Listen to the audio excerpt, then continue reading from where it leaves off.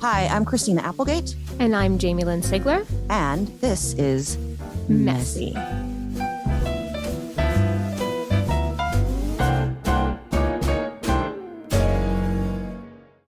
Okay, hi everybody. Welcome to Messy. It's Christina. And Jamie. And today's a very, very, very special day for me, for all of us, for you guys as well, but really personally for me. This woman is not only like one of the best actors I've ever worked with. She's kind, she's loving, she's an activist. She works her ass off. She has the best fucking hair I've ever seen in my life. My very best Detective Perez, Miss Diana-Maria Riva. Yay! Welcome. So happy to have you here. I'm already tearing up. Oh. I'm so excited to be here, ladies. So excited. You know, we've obviously been working on this for a minute, trying to get our schedules to coordinate, and you've had so many beautiful guests. So it is such an honor to be here. We feel so lucky to have you. We've been trying since November. Let's just put so listeners understand. In November, there was a day that was a really bad day for some people, and we just couldn't record that day. So we've been trying to get you back here since November, and now it's like March or April. I don't know what it is, but thank God you're here. It doesn't Whatever matter. it is, We're we're here. Yep. Yes. So excited to be here. Let me say, so if anyone didn't watch Dead Me, which is totally fine, that's fine. No, it's not. This You're lady, out. this lady here. Pause this and go watch it immediately and come back. Continue. This woman, we did stuff together that it's in my brain forever. Like quiet stuff just between the two of us. And I really have never worked with someone who gave so much. Like I couldn't believe my luck of, those scenes could have been really by the book, and you brought such a humanness and a love and a humor to this character that I think like baffled people when we finally had a scene in the car and there was like, we connected. I know, right? I'm crying just thinking about it. And I'm two of already us were crying, like bawling our eyes out because it was just tell me beautiful. tell me why you're crying. She's right. There was a lot of quiet dialogue that was going on between the two of us as the characters, and I think as actors, as performers, that we were giving each other. And then Liz Feldman, the creator, showrunner, always gave us space to improvise as well in those moments. So we were allowed to live in those characters fully, and we did. And those characters were multi-layered with a lot of emotion. And there's two women from opposite sides of the coin, experience, life, energy, outlook, love, everything. And yet there were those moments that just brought them together as if they needed each other to hold on to with each other and stand up together. And there's something that happens, I think, inherently with women when you do that with each other, when you're leaning on each other, even in performance. It just is a biological thing that comes up. And I think that's what I was feeling. And I think also, Liz, on the page in, season 1 or when like this could have just been the detective, right? With her sidekick. And she saw in you something so much deeper and bigger that it became this gorgeous, broken, vulnerable character who's a badass. Like it was so good. You were like that. We had one, I'm so jazzed about, like, I'm a big fan of Diana's. So you have a scene where you come to the door and I go to confess that I killed Steve and you're wearing just a t-shirt and no pants. And it's like the most beautiful and funny. And you're like sobbing, but you're like, oh my God, it's so good. Like that, you don't see that ever from like a detective in a show. It was one of my most favorite scenes in the history of all the characters I've ever played. And by the way, that t-shirt said "Stay in your lane," which got more notoriety than maybe even the scene. Like Tracy, our costume designer, said she has never been hit up more in that moment for like, where did this come from? This pajama come from? But one of the proudest moments of my career was when Liz Feldman said to me, I thought you were just going to be a detective until I met That's you. what I was saying. Wow. And I have quoted that in many interviews, because that, as an actor, is what you want. You want to inspire. You're already committed to what was given on the page, but you want to inspire, and you want to do a good job, and then you want to go home with everybody feeling good about what you did. But you go and you inspire and you do good work. And she says, you know what? You just opened my thinking to other ideas and possibilities. That's what we live for as actors. So she saw an entire world with Detective Perez that I didn't know until she came into the makeup trailer one day, and it was early in season 2. And she says, okay, so here's the deal. Here's where we're going. You need to know that blah, blah. I don't want to spoil it for anybody, because if any of you haven't seen it yet, you're going to enjoy it. You need to know that this is what's happening and blah, blah, blah. And it's a hard left turn here. And I was blown away. I had no idea that she had been thinking this up, and that she would give me the opportunity to play this arc, which was, as you said, very complicated, beautiful, broken, and gorgeous at the same time. And that's a challenge that I live for. So it was really something. Well, I loved when Jen and Detective Perez basically fell in love, as friends. Here's this person investigating her for a murder that she's sorry. We said spoilers, so it doesn't matter. Knows that she's done it. If you haven't watched it, it's your fault. And they've forged a bond. That doesn't, they forged a friendship, a weird mutual love. And it was so Diana and I as well, just our love for one another. Sorry, that's all I'm going to say. I get geeked out about her. So I can tell you both as somebody who was such a fan of the show. And I really feel like I have the viewer perspective, because Christina, you and I really didn't know each other at all then.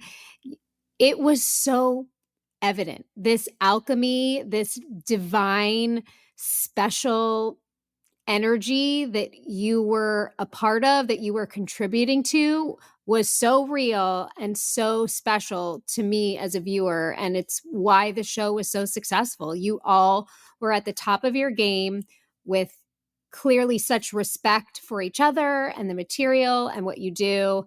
Dead to Me was such a gift. And one of the reasons why I love having guests from that time in Christina's life is because I think it's very important sometimes for us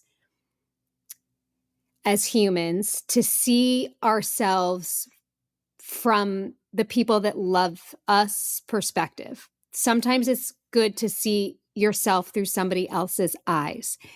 Dead to Me was obviously a pivotal point in Christina's life, and she went through something really devastating. And Diana, from your perspective, I would just love to hear what that was like for you and what you were witnessing from our beautiful friend. I've never walked through anything like that in what I witnessed. And I will tell you this. One of the reasons our scenes were so fulfilling was because of what, Christina, you gave to me. You can only be so good if your scene partner isn't giving, reciprocating. And Christina Applegate is one of those people who walks onto set and gives you everything she's got, no matter what's going on in her life, 110%. And even if she feels it's compromised of what she's bringing you that day because of what she was facing or going through, it would still be a greater burden on, I think, everybody else, especially me. But I've never seen a woman rise and champion through unbelievable burden, physical and mental and emotional, just to deliver for you. Just to deliver for your partner, for this team, for this crew, for the director, for the showrunner, for the studio, for everybody, for the audience who are already invested a year in. So a season in. And that is the underlying energy of what Christina works with on a Monday. That's just her. And so when we're working together, all that beauty that you see between Jen and Judy, Christina and Linda and myself and her, yes, that she was the one character that my character could reluctantly lay her head upon and find comfort and solace, even if she fought it all the way. Add into the mix these storylines that are heavy with broken and fear and pain and glimmers of hope here and there. the day that, like, I remember the day that we were filming at your house in the show. And you said, I'm waiting to talk to my doctor tonight because I'm waiting to hear the results of why my feet, this neuropathy has built up. So I remember that day not knowing having any idea of what it would mean. And then hearing, Liz called me and said, we need to take a break. And it's not because she wants a break. It's because we feel we need to give her a minute. But it wasn't clarified at the moment why. When we got notification and clarification as to why, I could not believe that you had been walking through that with that physical weight on your shoulder and on your body, literally on your body, and still pulling. I bitch about uncomfortable shoes, and this was a whole different level. And then when we came back to work, what you gave as a woman, as an actor, as a performer, as a creative investment into this project, seeing it through to the finish line. And we had COVID. We could not have had more shit thrown in our face and our way. But I have never witnessed anyone literally champion through all of those, if you want to call them challenges, I don't know. I feel like challenges is being too light. I think it's just like, is it really a challenge? Are we allowed to curse? Okay. I can't remember. Yes. Yes. Yes. Are you kidding me? Here, wait, hold on. Cocksucker motherfucker. We haven't Cocksucker motherfucker. There. Yes. I couldn't remember. So it's like, I've never seen someone look at so many fucking fucked up things and still come out ahead even better, even more invested, even more committed. And you already were. So it was humbling, to say the least. But then when you go to work and you see someone bringing that kind of game, you're like, you better amp your shit up and make sure that you are there to walk across that finish line with her and make sure you give everything you got. So there was no question that we may limp over that motherfucking finish line, but we were going to do it together. And you held that as the end game for all of us. And it was, to say inspiring also seems not really covering it, but it was inspiring, to say the least. Oh, mama. This is an interview about you. So, but thank you. No, but it's important. It is important. I love to hear the people that love you remind you of your strength and your capabilities and everything that you still possess. Absolutely. Absolutely. And especially after you and when we wrapped and I came to visit, it's like that was the time that you decided, okay, now I get to sit and feel this. So when I got to witness a small bit of what you decided that you allowed yourself to sit and feel with, it told me even more so what you were fighting on set to make sure that you were present to the moment in the work. So just to say, we want to talk about badass, bitch. You're my badass. Numero uno right here.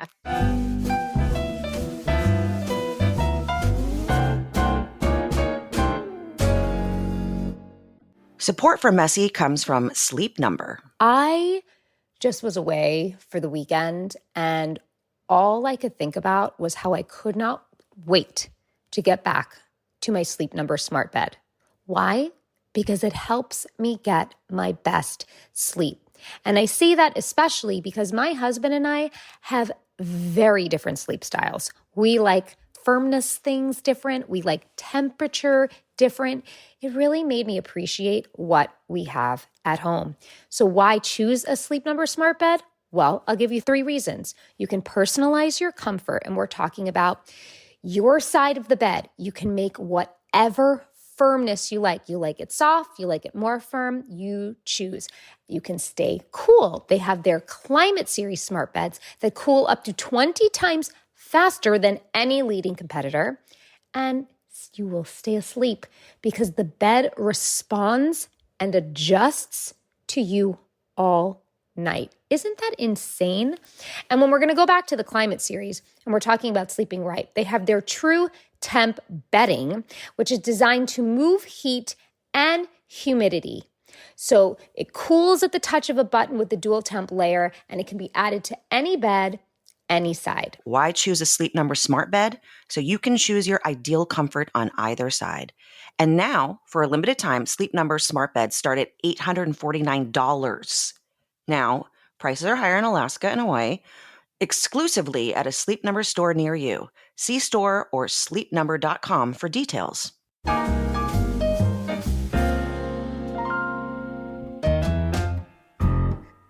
I've always wondered, because you have such an incredible body of work, obviously, and you're so fucking talented. It's like mind blowing. If anyone gets a chance to work with this person, like you are blessed. But I want to know, like, who was Tiny Diana? Like, what were your little shoes like? At like 10 years old, like, what were you listening to? What music? Like, what were you watching on TV? Is this something that you always wanted to do? Like, I always like, what did your shoes look like? Like, were they K-Swiss? Were they, topsiders? Were they like, who's little Diana who like ended up becoming this powerhouse human? Oh my goodness. I love the way that question is phrased, because it's such an interesting way it's such an interesting visual to think about, and dive into. Because the minute you say that, 10 years old, I'm like, who was little Diana? She was uncomfortable. She was very uncomfortable with hair that she couldn't figure out, because it didn't look like this. It was big, but it didn't look like this. I didn't know it was figured curly. it out, because it's magical. Thank you. You are correct that I did figure it out, and I'll say that because this was a source of trauma. This was a source of childhood trauma for me. I was born and raised in Cincinnati, Ohio, first generation Dominican. So there weren't at that time in Cincinnati, Ohio, the Latino population was, all I knew was my family. I didn't know anybody else.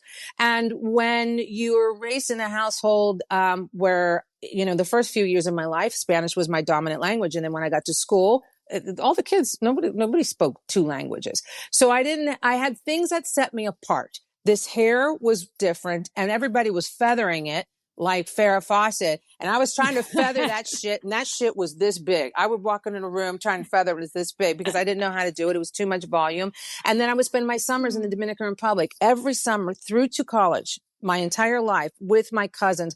And when you come back, and you're a 10-year-old and you say, what did you do over the summer? Well, I spent my summer in the Caribbean with my family in the Dominican Republic, and I was on the beach and I was eating arroz con pollo and plátano and dancing merengue and salsa, and and they're like, what?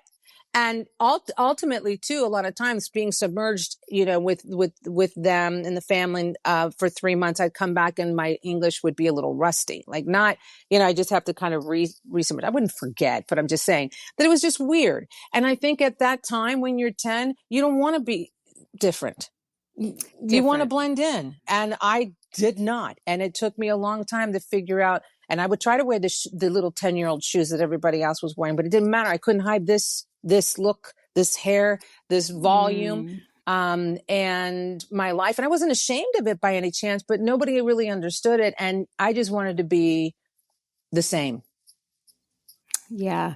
Don't you wish we could go back to like our little versions and be like, no, stay unique. Absolutely. Stay like, love what's special about you. But it's just human nature to want to just blend in and fit in. Yeah.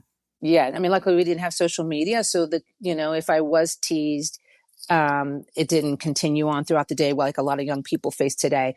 But there were things. I was a creative person. I loved my lineup.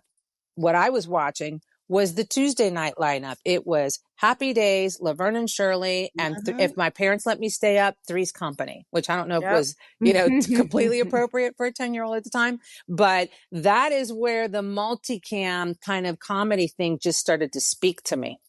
Well, baby, it's the 70s and 80s. Like, we were raised by wolves. Like, we literally just watched. I mean, I was watching All in the Family, like, in 1975, which has got some language and some subject matter that is would not fly today. Absolutely. At all. But I was like, oh, wow. God bless Norman Lear. We need more Norman Lear. Well, you know that you know something. Apparently, and I'm going off topic. Apparently, he didn't come up with the idea. It was Carol O'Connor who actually came up with All in the Family. I'm okay with that. At least Norman Lear had the balls to make it happen. Well, no, Carol brought it. Carol had it written. It's just a whole thing.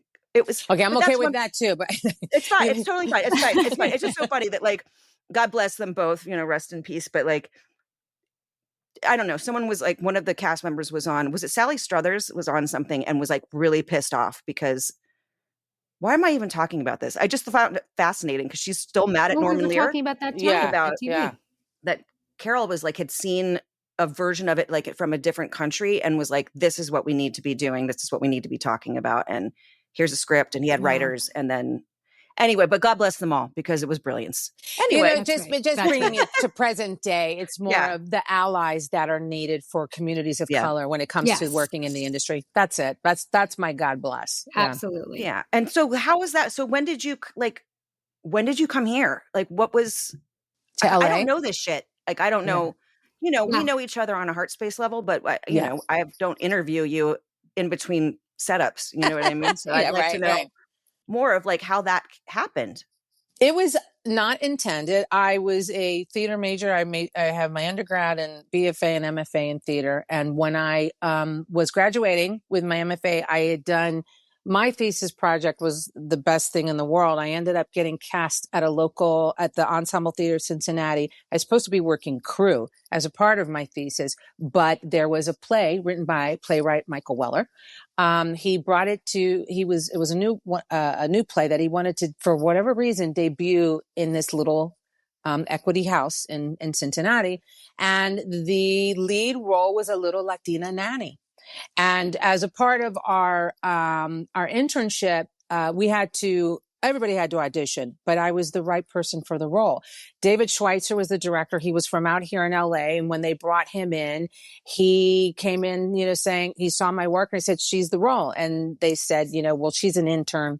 She's a graduate student. You need to cast from the ensemble here that work here. And he's like, there's nobody that is right for this role. So he fought for me. I got the role. And a year later, I came out with it to Los Angeles. I'd never been to Los Angeles. They recast the rest of the role, and the roles. And I got picked up and put on my first series from a showrunner that came to watch the show. He had a pilot. Wow. With great comedian Greg Giraldo and Megan Price. And I got a holding deal with ABC and put on the show, and the show got picked up. And I'm like, this is great.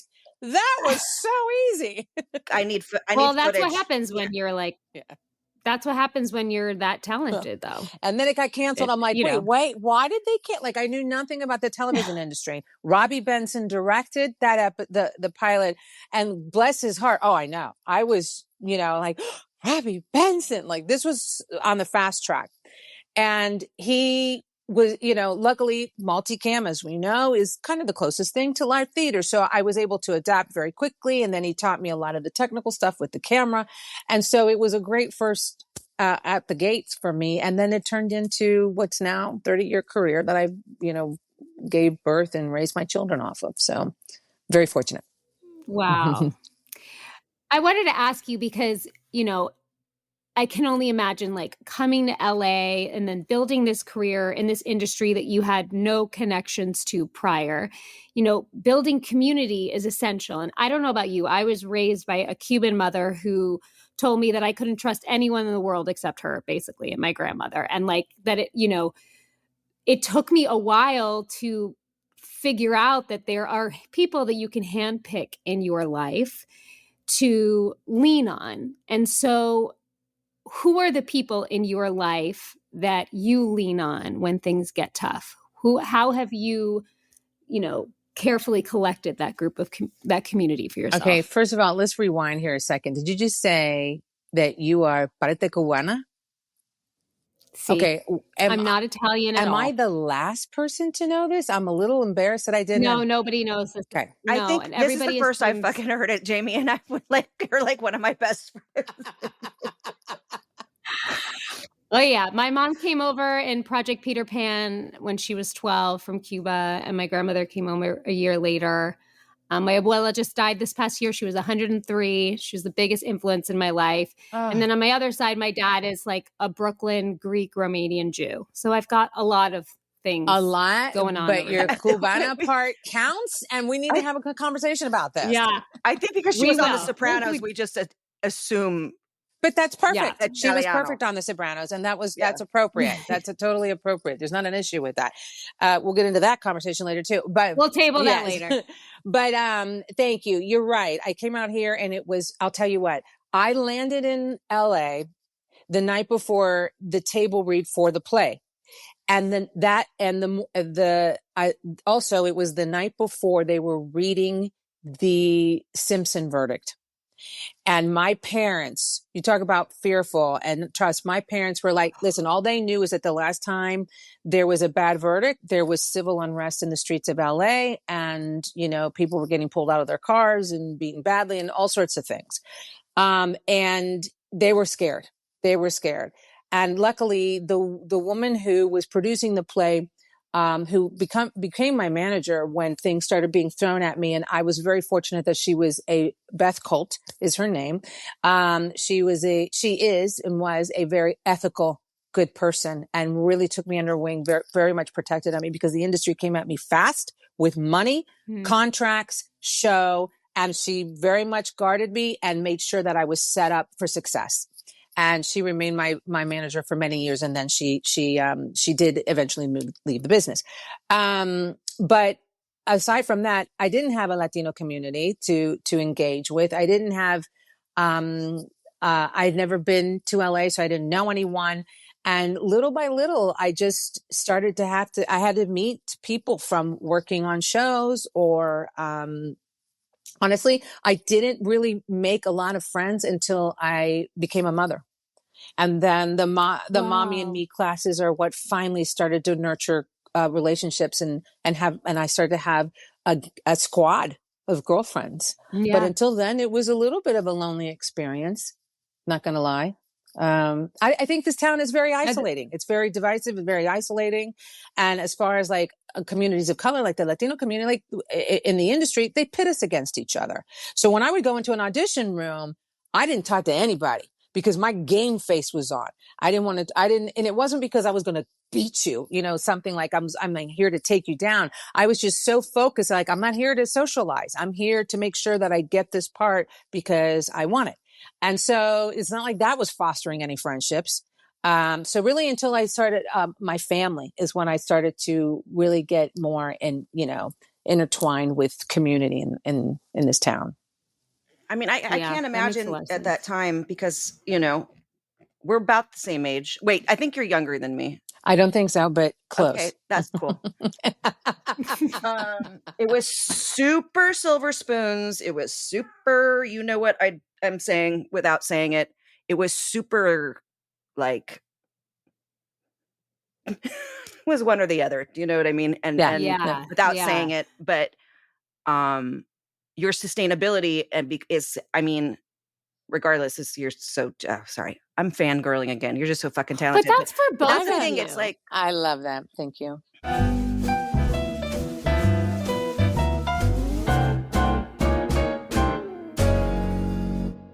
Support for Messy comes from AG1, which, by the way, I am actually drinking right now. It's something that I drink every single morning. And let me tell you, the difference in my gut health is astonishing. So here's the deal. Just like people declutter their homes in March, well, you should be decluttering your home in all months, but that's just me. It's also a great time to refresh your nutrition and daily habits. Feeling refreshed and ready starts in your gut, and the pre and probiotics in AG1 helps to support digestion. AG1 has the vitamins and minerals you need, the way you need them, by ensuring they power your cells for daily function. So here's the thing. In a recent study, AG1 was shown to deliver 4.4 times more minerals compared to a multivitamin tablet. Many supplements can be tough on the gut and hard for the body to digest, but AG1 combines enzymes, demulcents, and digestive herbs to help break down whole foods and release more of their nutrients while providing digestive comfort. And you guys know how I like to talk about poop. Welcome to a new world. Welcome to a new poopy you. It's freaking amazing. Anyway, I'm drinking mine right now. Like I said, it tastes really good because a lot of these things taste like disgusting. I add ice to mine because it's like a little beverage. It's delicious. I love it. So when it comes to my health, I want something I can trust. And that's why I choose AG1. With science-backed ingredients and real benefits I can feel, AG1 makes it easy to support overall wellness every day. And that's why we have been partnering with AG1 for so long. And AG1 is offering new subscribers a free $76 gift when you sign up, guys. You'll get a welcome kit, a bottle of D3K2, and 5 free travel packs in your first box. So make sure to check out drinkag1.com/messy to get this offer. That's drinkag1.com/messy to start your new year on a healthier note. Support comes from Branch Basics. You know, most people don't realize that conventional cleaning products are filled with harsh chemicals that can do more harm than good. They're filled with synthetic fragrances, parabens, and endocrine disruptors that lurk in our everyday sprays, our wipes, our detergents. They're polluting your indoor air. They're irritating your skin and even impacting your hormones. If you're serious like us about creating a truly clean, human-safe home, it's time to upgrade your products, and that's where Branch Basics comes in. If you're confused where to start with their premium starter kit, which are filled with all of my personal favorites. They have dishwasher tablets, by the way, which is amazing. They have their all-purpose, which is what I use all the time on everything. I even use their concentrate, which is gentle on skin, tough on grime. It replaces all your toxic cleaners. They have a foaming wash bottle. They have a streak-free bottle to use whether it's on your, like aluminum appliances or windows. They have a bathroom bottle that's a very powerful cleanser for shower doors, sinks, toilets, tile, everything. Like I said, they have the all-purpose, they have the dishwasher, they have the oxygen boost, which helps boost 2 times the power of the concentrate for tough cleaning jobs. They have everything you could imagine. And again, the best part, switching to Branch Basics isn't just better for your health, it's better for your wallet too, because with the one concentrate model, you refill your bottles 3 times, making each clean incredibly cost-effective. You can also choose between plastic and glass bottles. Spring is the perfect time to refresh your home, and that starts with what's in your home. Ditch the harmful stuff and switch to Branch Basics today. And make this the year you say goodbye to toxic products. Right now, our listeners will get 15% off the premium starter kit by using code MESSY at branchbasics.com. That's 15% off your new Branch Basics premium starter kit at branchbasics.com with promo code MESSY.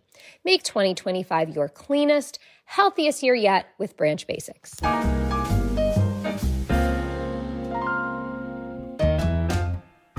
Sustaining a career as long as you both have in this industry is very, very, very difficult. What are the things that you think helped you through that, aside from talent? Because sometimes talent isn't enough. Like, what are the things? Yes, you're absolutely right. If you start as a child actress and you sustain, it's amazing. If you are on a major groundbreaking show, sometimes the life after isn't sustaining. And then just playing a life where you can sustain it for however many years. Like there's always the roadblocks that come in and can just seemingly end a career for no valid reason. So I live humbly. I have small living because I became a single parent, and when my kids were fairly young, when they were tweens, and I knew it was going to be for the long haul. And because of that, sustainability for me meant living humbly and small so that I could always provide for them, A, provide for them doing what I want to do to earn a living, B, and provide for them and still be present to their lives and their social lives because, and not have to take a job when I'm on hiatus. When I'm on hiatus, my small living allowed me to go choreograph a school play and go to all the track meets and Was it easy? Absolutely not. But the sustainability I do agree. You can have all the talent in the world, doesn't mean anything. So I am grateful that the town and the industry has recognized that I have something to offer artistically, which makes me happy. But I will say this. if it were not for my fierce team of women, because I'm represented by mostly women, and they're not women of color. They are absolute comrades and allies. They are the ones who over the years have gotten in the rooms and say, I know you're looking for a 42-year-old white man, but you should see her for this role. I know you're looking for a 35-year-old gay black man, but just see her for this role. They are the ones, and I can tell you without any hesitancy that I would say a fair 40 to 60%, because I have to go back and count, of the roles that I went out for in the breakdown were not described as this. And because we're off camera, pointing to myself, big hair, Latina, curvy body, whatever the fuck you want to call it. This is not the norm. It's not the default. It's not the go-to. And if it weren't for this team of women who have often believed in me more than I believed in myself or my ability, because I'm like, you guys, they want a 42-year-old guy. Like, just ignore that and go in and give them something different. And then they change the name to Rodriguez and we're good to go. And that's it. I was going to say, because what you said that was so like amazing is that people have asked me why I've, for 50 years, right, been in SAG, and how do you do it? And like, I make a joke of like, just professional mediocrity, but I think it really is like, it really is like that thing of humility. Mm-hmm. And my mom always said, this could go away tomorrow. So you be professional, you do your job, you show up, you do the best that you can. But I remember like when you said that, I flashed back to being on Silver Spoons, and I had a shaved head. And it had been pink and all this stuff. And Ricky's mom was like, who is this girl you guys hired? She looks like a little slut or a little punk whore or something like that. Right. Whoa. No. And that's fine. I don't know if you're dead, lady, but you said it. And, but it was because I was so different than the long blondies with the bottom curl and the thing that you can be like, once you're just your authentic fucking self. Yes. Like, being your authentic self is why I think you have been here, because you are your authentic self. There's no apologies coming from this lady, Diana-Maria Riva.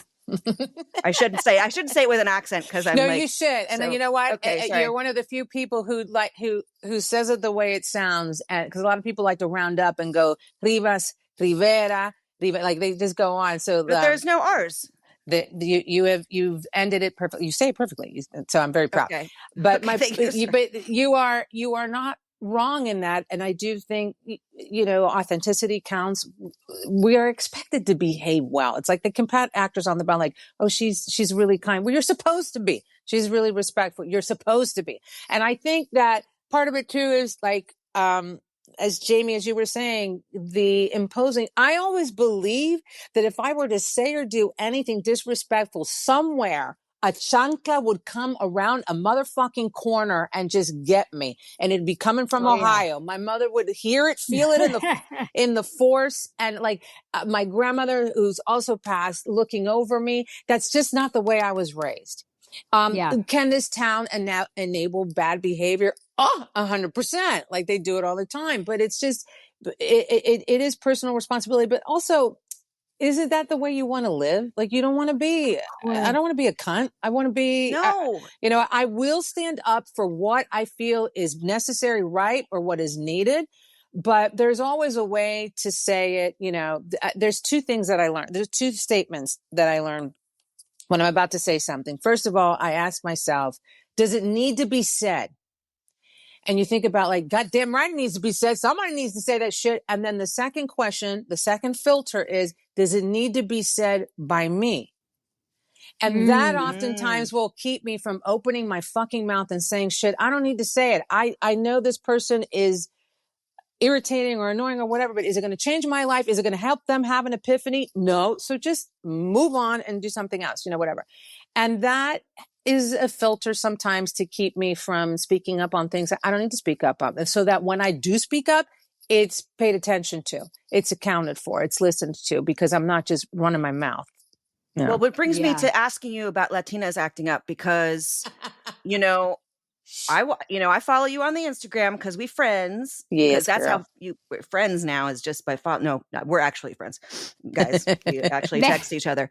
But watching the movement happening during the strikes that shut our town down, and people are like, our town shut up down too. Well, this is actually the industry here. So, and it's still recovering from that. yeah. Oh yeah, for sure. But you guys made striking hot and amazing and fun. And I know you're the root of it is such a huge, important message. But tell me how that came to be, because I didn't know about Latinas acting. It felt like I was educated by watching you and you guys out there with music and doing your it was so bitchin'. It made me want to come down there, but I couldn't. But it was listen, okay. It was not a thought out thing until I got pissed off enough. When the writers they had been striking, for those of you who don't know, they had been striking for about a month and a half before SAG-AFTRA went on strike.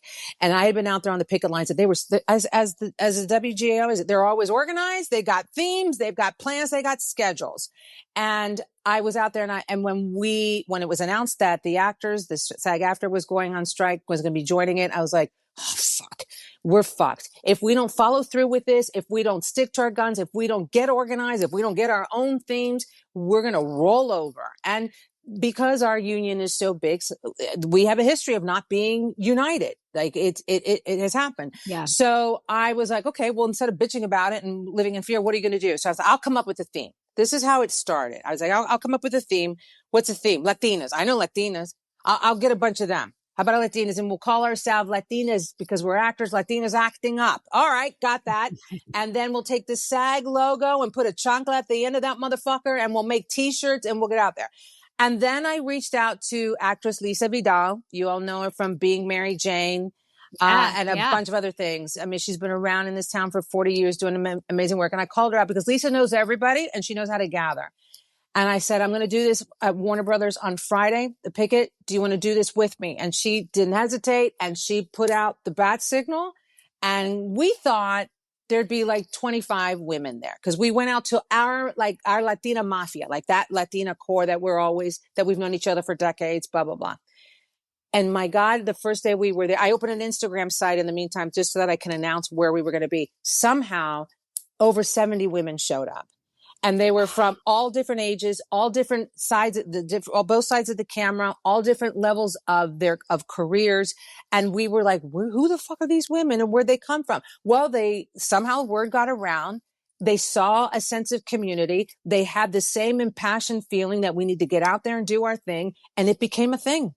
And suddenly now we weekly for this, 4.5, 5, 6 months that we were doing it, we were out there on the picket line during Hispanic Heritage Month, which is mid-September to mid-October, the height of the strike. We were wearing our flags of our families' countries of origin.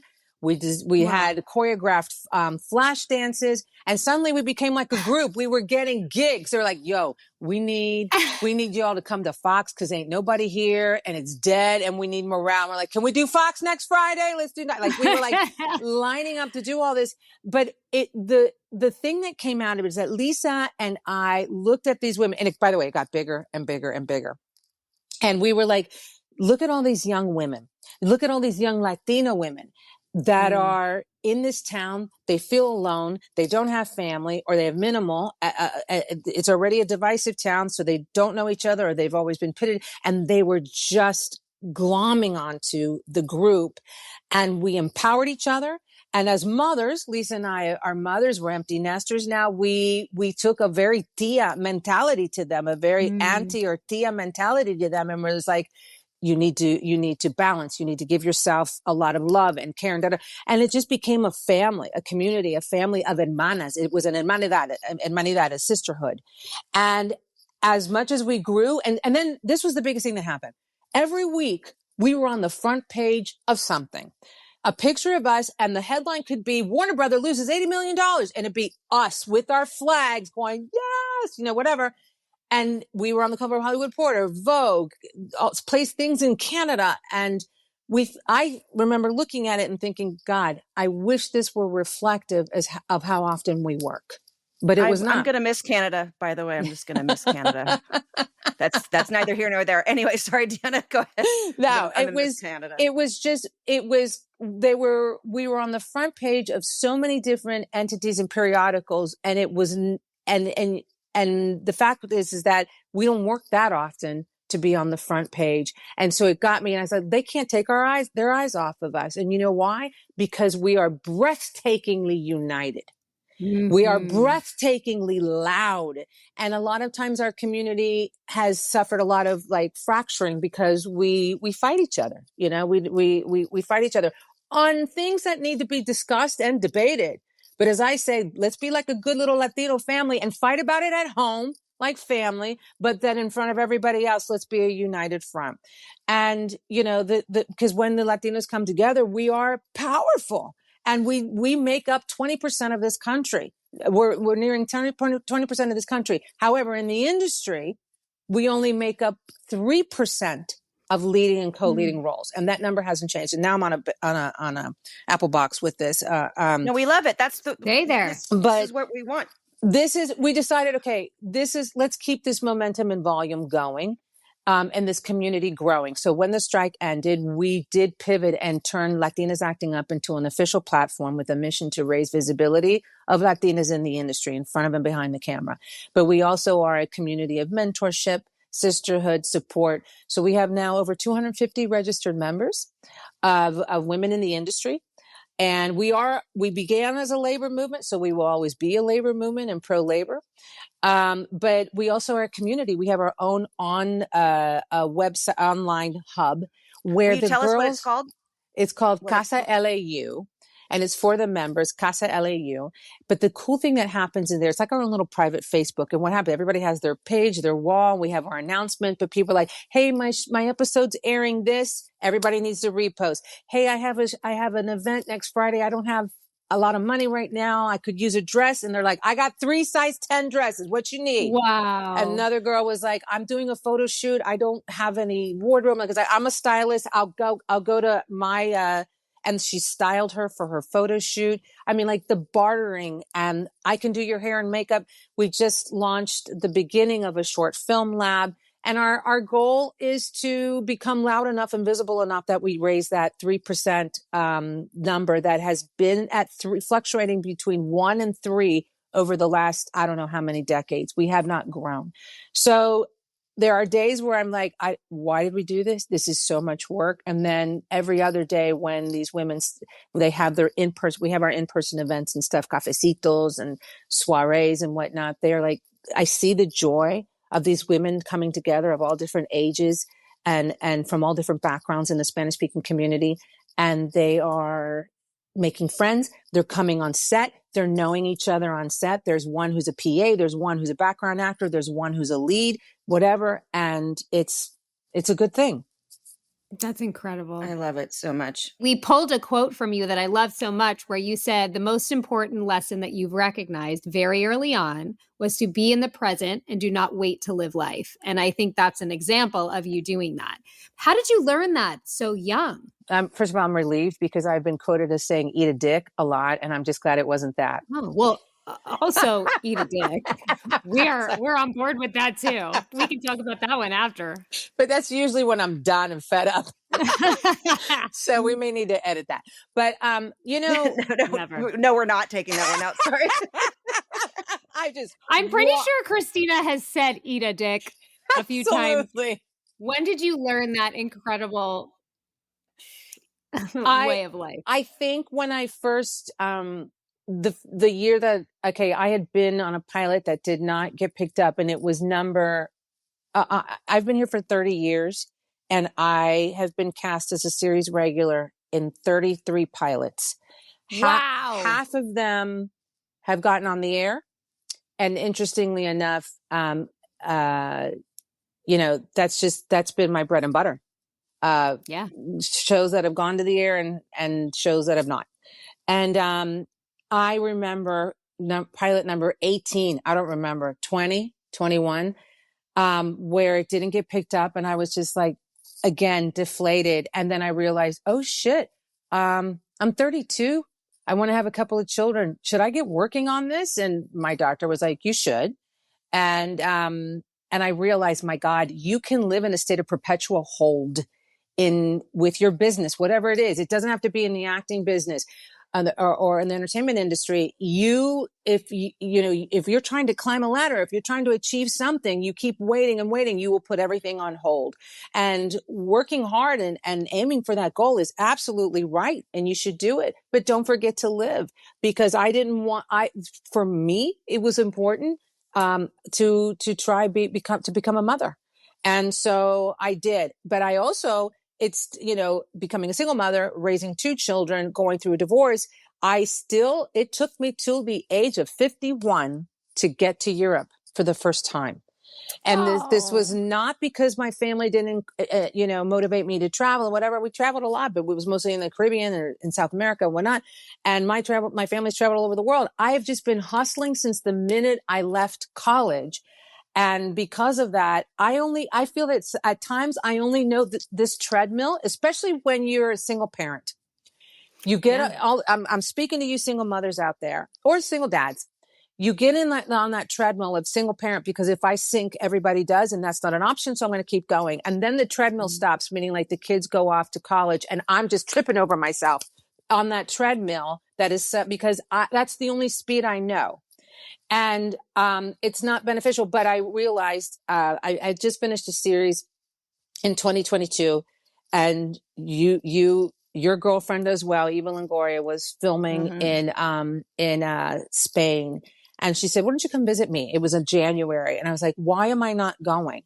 And I went, and I had never stepped foot in Europe, and I couldn't. I cried the whole way. I bought myself a big fancy ticket. And I sat there like crying and smiling and Instagramming the whole time. I'm like, I'm on my way to Europe. I speak 2 languages and I've never been to Europe. Like, whatever. I was just telling myself all this stuff. My kids were so excited for me. And I feel like for any quality of life, we have to stop and reassess where we are or what we want to do and what we haven't done, so that if we still want to do it, we do it.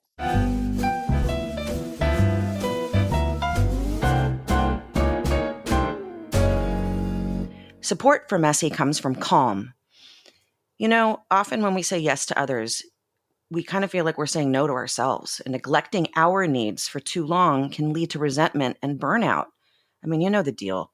You have to put your oxygen mask on before you help others. And it's true. If you're looking for ways to say yes to yourself and have more energy, less resentment, and better relationships, I know something that can help. It's Calm. Calm is the #1 app for sleep and meditation, giving you the power to calm your mind and change your life. I got this app years ago and actually would put it on for my daughter and I at night when she was having trouble sleeping or having just like little kid anxieties, which I know is not a thing, but they do. And we would sit here and hold hands and close our eyes and listen to Calm. And I swear I'd look over and that kid was sound asleep. So I'm telling you, it doesn't just work for all of us who have so much noise in our heads. It can work for our kids too, because they need some calm in this world. There's so much happening these days. It can feel especially stressful and hopeless when things are outside of our control, but Calm can help you restore your sense of balance amidst outside chaos. So stress less, sleep more, and live better with Calm. For listeners of our show, Calm is offering an exclusive offer of 40% off a Calm premium subscription at calm.com/messy. Go to calm.com/messy for 40% off unlimited access to Calm's entire library. That's calm.com/messy. Support comes from Zocdoc. When was the last time that you needed to go to a doctor, but you pushed it off? Maybe because you're just too busy, or maybe you think, you don't know which doctor to go to, or maybe because you see so many doctors for other things that then for this new thing, you just don't have the patience or time to find one. I think we've all been there. Booking a doctor's appointment can feel so daunting. But thanks to Zoc Doc, there is no reason to delay. They make it so easy to find and book a doctor who is right for you. Zocdoc is a free app and website where you can search and compare high-quality, in-network doctors and click to instantly book an appointment. And we are talking about booking in-network appointments with more than 100,000 doctors across every specialty, from mental health to dental health, primary care to urgent care, and more. You can filter for doctors who take your insurance, who are located nearby, are a good fit for any medical need you may have, and are highly rated by verified patients. Once you find the right doctor, you can see their actual appointment openings. You can choose a time slot that works for you, and you just click to instantly book a visit. You don't have to talk to anyone on the phone. You don't have to listen to bad music while you're on hold.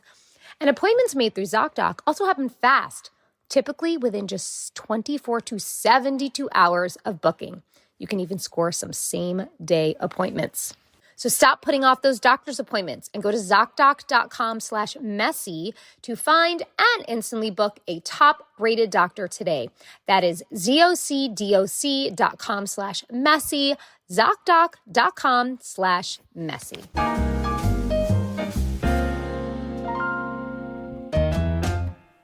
The joy on your face in your Instagram stories of being in Europe with Eva, and I think now it's been a few times, correct?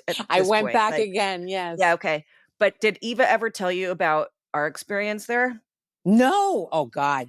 I would kill to be in Europe with the two of you. It's totally fine. It was Eva and Martine and Tony Parker and I. We had gone to that restaurant underneath the Eiffel Tower, and maybe some drinks had happened. And the next thing I know, I'm on the back of a Vespa with Tony Parker driving it like a madman through the streets of Paris. And when I think about that, this is before I had a child.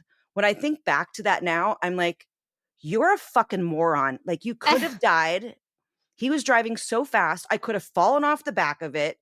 I was wearing like a little dress with like huge heels and like, but that was my Europe experience with Eva, which was very brief. It was one night. It was one night in Paris. But you looked cute doing it. I looked so cute. I was pre-baby, like everything. Yeah. Anyway, it turned out to be a good time. Yes. It's never not a good time when you're hanging out with her. Yeah, she's a good egg. I miss her very much, and you need to tell her that. I will. But you have to live. You really do need to live. And so that, like my daughter came to me for this Thanksgiving, and my son was not able to, he only got 3 days off from grad school. So it was a lot to fly into town. And she says, I have an opportunity to go to Paris. Mind you, she's not been to Europe either. She's 20. And she said, because one of her classmates has an apartment there and is studying there. She goes, but it's over Thanksgiving. And I said, go. It's just the three of us for Thanksgiving anyway, or the four of us now, because I have a partner, but my son wasn't going to be able to make it. And so I was like, let me just make sure that my children, they're hustlers. They work hard, but I don't want them to miss out. So start early, go. And she had a wonderful time. And you gotta think about that, I guess. Yeah. Cause then you have little kids and then you get MS. I'm sorry. That was really a bummer. Sorry. Then you're like, can't really go anymore. So do it. Listen to Diana-Maria Riva. Go do all the things now. Wow. Wah. There's a harp. What is left? What is left in your dream bucket? What are things that you still want to accomplish in this business, in your life? Let's claim it. Let's put it out there with you right now. Well, that's a loaded question, but there were two specific things. I found love. That was a big deal. And I, after my divorce, I dated for a minute. And after I finished dating that minute, which is longer than a minute, but I was like, you still have shit you have not learned about yourself, because that should have never have happened. And I blame myself for that. I blame what I was not willing to face about what I needed to change about loving me and what is okay and what's not okay. And you weren't ready to. I in a way I thought I was, because time had gone by. So I thought, okay, I could maybe date. Well, no, I also wasn't planning on it, and it just happened.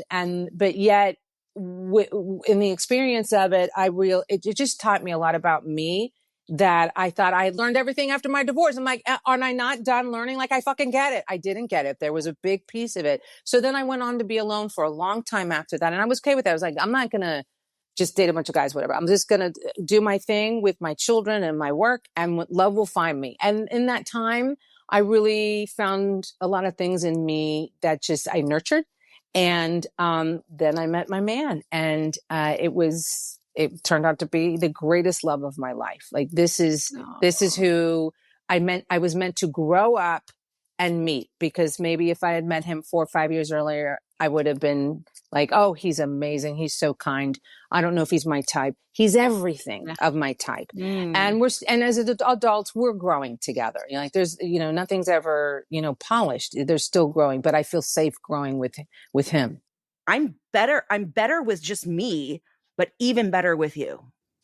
That's it. Beautiful. It is okay to learn things this late. There's still time, because you think that there's no time and I'm learning late, and that at this pace, I'm never going to meet anyone. No, you're learning it, and it's going to end up opening your eyes to your real beauty. And with your real beauty, it brings more beauty. And that's exactly how I feel, Christina. I feel like had I not been alone for those years and enjoyed the fuck out of it, I had a ball. I was working, and I was taking care of my kids and got them launched off, and that I wouldn't have met this beautiful soul. So it happens. And what's the second thing? Second thing is my work. Love. My work. So there were things that I put in the back burner that I knew would take a big investment of time and ability. So when I knew I was going to become a single parent, my kids were tweens, I told my team that I would not be taking any work out of town. Everything was going to have to be local, because I knew it was going to be me and only me. And I wanted to be a mother. This is what I signed up for. And I was already very, very, I was close to my children. I wasn't going to disappear on them. So I got lucky that my team, those fabulous, fierce women, and my lawyer, he's amazing, that said, okay, we'll make it work for you. And I did turn down a lot of stuff in other states and countries, whatever, but something always popped up here. And because of that, I have a beautiful relationship with my children. Again, going back to, I kept my living small. So I don't regret a goddamn thing. But now at this stage, empty nesting, I'm going to just say it. I want my show. Yeah. I want my show. I want to lead it. I know I can. I know I have an audience out there, and I know who the audience is, but I will co-lead with anybody, but I want my motherfucking show, because I know what I want to say and I want to do. And I feel that somebody out there wants to invest in me as. Have you written it down? I did. Oh, I've written it down. I mean, of course you have. But that was a very ignorant question to ask. No. Obviously, but you're like, I want a show, but you guys do it. No, I know Yes. you're a go-getter, and that I want to see that show. I love that. Me too. I can't wait for also want to be on a horse with the sword. I want to do a period piece. I want to I want to fucking Robin Wright pen that shit in Wonder Woman. And I want to I feel like I have that gravitas. And so. Yes, you do. Like a leader, like a badass fucking leader who will take you down if you cross her beautiful hair. I'm all for it. Like those are my, that's on the top of my wish list. I love it. Well, you don't have to wish it. Let's put it into manifestation. It's happening right now. Amen. We know that. It's out there now. It's already Absolutely. out. I love it's it. out there.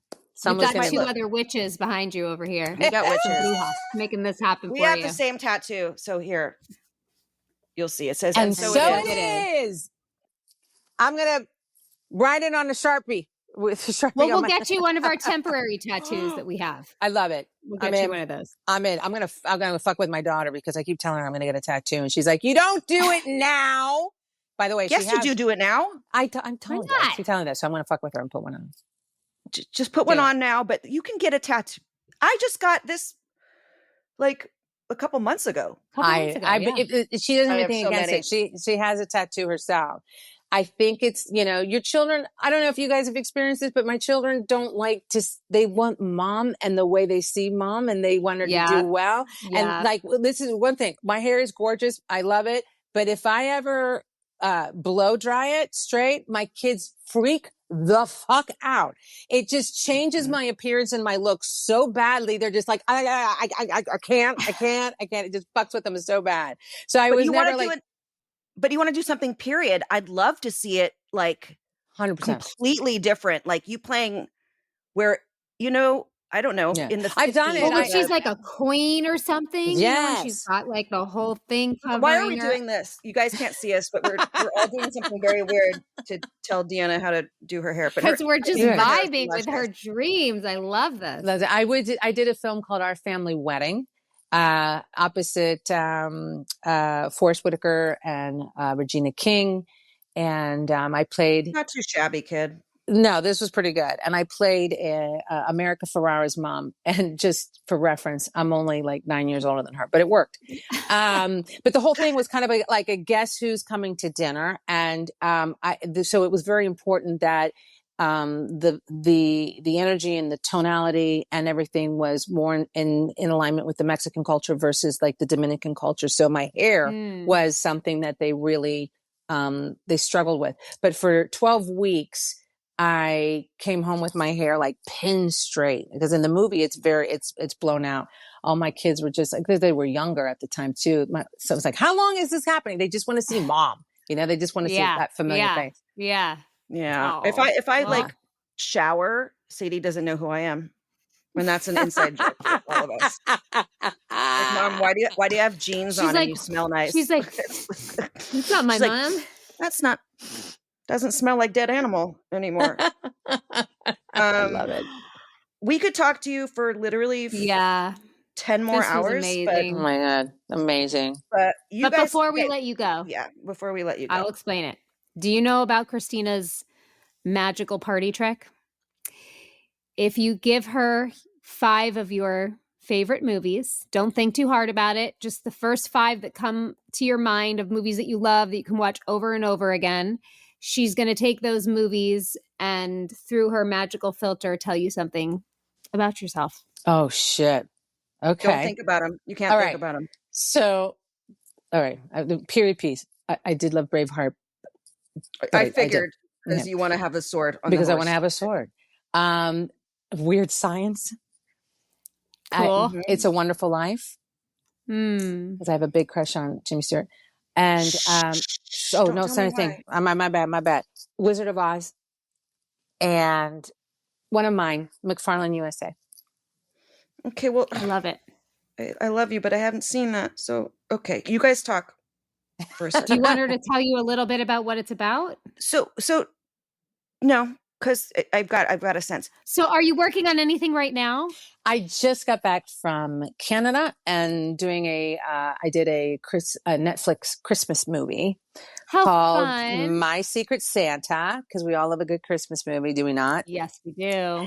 And I'm very excited about it. I'm hoping at this point that it comes out by next Christmas, and I play a very over-the-top cougary Christmas crazy Mrs. Roper, for any of you who remember who Mrs. Roper is. But like with a little more. My mom was on the Ropers, by the way, when we were really. Okay, she's okay. We got to give her back 12 back seconds. to work. Yeah, I got to get back to work. Good thing. So colorful, beautiful, bright moment, and going back to those things that I want to accomplish in my career, I'm invested and I'm writing and I'm developing with some people, and I'm going to continue doing it, making it happen.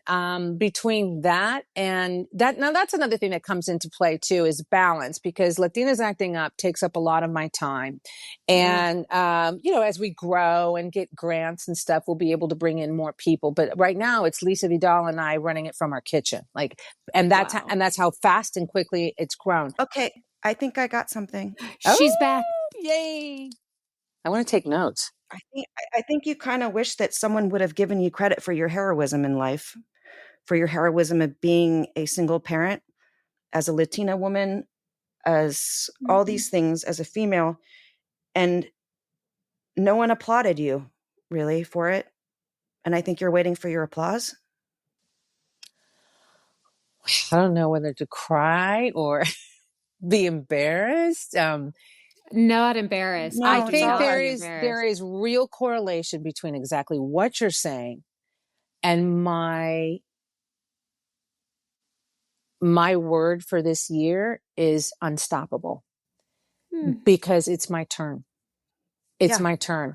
So I don't know if I hold it against anybody for not giving me, but I feel that I will be unstoppable until my turn is recognized, because I feel it is my turn. So there is direct correlation with what you are saying and what I want right now for my life. It's my turn. That's all. That's Beautiful. all I was saying. I could. It is feel your turn, that- Diana. So I feel like you're on the money for that. Absolutely on the money. Yeah. And that just reaffirms for me to keep going, going. Yes. You're going to get And your I medal. pull a card at the end of the episode. and so Card let's pulling see if time. this, Card pulling is always my favorite part. correlates with all the stuff. You ready? Yes, ready. Give, give, give. What is the point of having experience, knowledge, or talent if I don't give it away? Of having stories if I don't tell them to others? Of having wealth if I don't share it? I don't intend to be cremated with any of it. It is in giving that I connect with others, with the world, and with the divine. Absolutely. Holy Absolutely. fuck. Yes. Yes. That was And this entire conversation.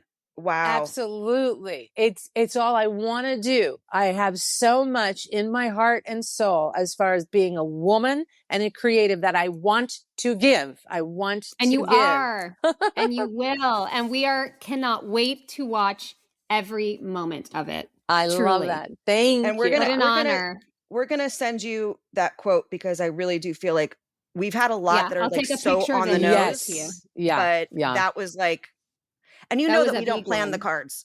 She just picks them randomly. Of So course that's like the not. universe. Oh no. Okay. I believe You also it. froze, so it just looks like you're crying. I Right know. now. It looks And like it's I'm so sobbing. sweet because you're frozen like this. I see that. It just looks like I'm sobbing in my hands. But it's perfect. really- it's it's perfect. We love you. What a pleasure. So lovely. I Thank cannot you. thank you enough for allowing me to share this space with you. I'm just, I am in awe of you women, as leaders, as creatives, as fucking badasses. And you inspire me to keep raising my own bar. And I fucking love you. And I want to work with you soon. Yeah. And come over and see me, please. Please, I do. I need to bring you this gift and I need to just see your face. Yeah. In I'm in the same spot than I was the last time you left me. I know where to find you. She's You know kept it warm. And I did take a shower today, and I will shower before you come over. I love you. We ladies, love you so much. I love you, Thank Diana. you for Love this. you. Thank And you. so So it it is. This show is executive produced by Christina Applegate, Jamie-Lynn Sigler, and Allison Bresnick. Our audio engineer is Josh Windisch. And if you want to show us some love, don't forget to leave the show a rating or review.